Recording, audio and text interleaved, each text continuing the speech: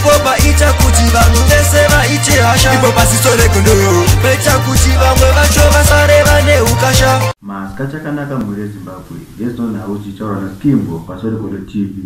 Nasi unaozo ndichanga chibada nyaya dzakasiyana. DJ Video. Kune bopoto rakabva kuitika vikira kura ra DJ Video na Toki Vibes. Mushure menge Toki Vibes akusa video achitizvo DJ Video ari kubira vanhu mari vachinyepera mashows. Zvino DJ Video vakazoitawo video yavo taura side nyaya yavo. Pataura kuti Toki Vibes anotaura anenge aputa mbanje anenge asingazoti chichipitika anenge apindwa njiri. Uye nebhachi rake rasingabvisero vakadzika zvekare vachiti vane chigumbu nekuti Toki Vibes haanambopira pasendi. Apa vanoti ndo vakamupinza muskiri pavareketa song inonzi Mai. Vakadzika vachiti izvo zvekare ndivo vakapa Toki Vibes upenyu zvakachamacha chidziro Zimbabwe kuti vanopa munhu upenyu kuti agova Mwari here tichaita musitskuremeka.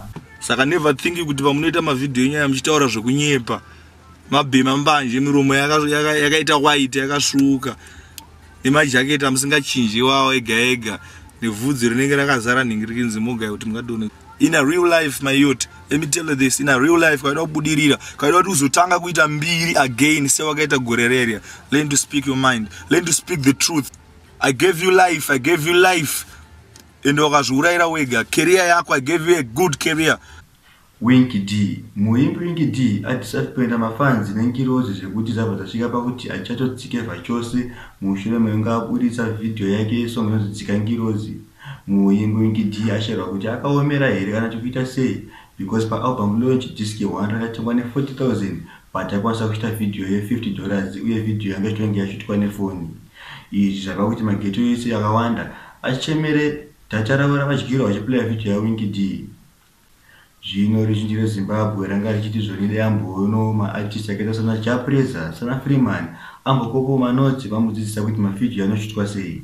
Asi tinongoti chikuru kufema. Zone Remeka.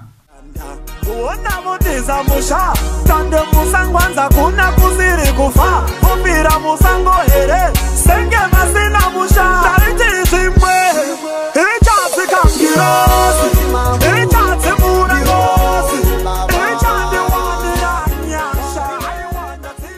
Ndichete mumbona mama comments eswa nemafans akasa pa YouTube. Vamwe ndo vanga vachiti video iyi haisiriyo chaiyo inenge yapetwa nemistake.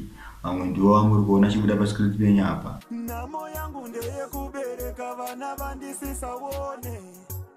Vango vafararira nenyika hanzi yatingazvigone. Ndakaberekera gejo saka ndasiya neine mombe. Kune song yemuimba anonzi More Official yari kurova hip hop ari pachinoyapa inonzi Zviri Correct. Ndichaita mumboisembula vanenge vaifarira namba ndizodzo dziri pascreen penyu munongopiwa zeremba. Lord Pace on the track. Oh yeah, Mo the Ella, yeah you know me. The Tanga nature, shout out to my homies. Shout out kunevese varkunze nekuno nechese chino famous kasiri makudo. Look, ndachi baba as a foreman. Ndakatanga ndrichi homo sapien. We all know the business. History no taura kwa waka bantamba kuhuzo asati akushuta kushika pakunetsa muneresi.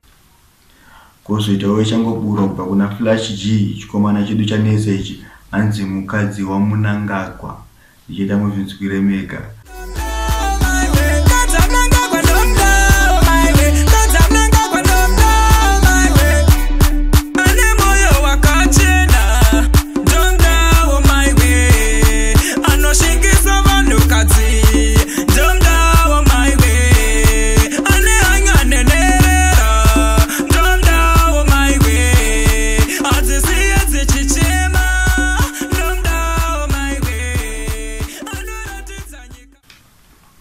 Musara muchisembula song inonzi Future Wife kubva kuna Bling Masters iri mualbum rake rikutera mavhiki anotera uye vachada mamwe masongo acho aripo before album rabuda namba ndizodzo dziri pascreen penyu tosangana muvhiki rinotera.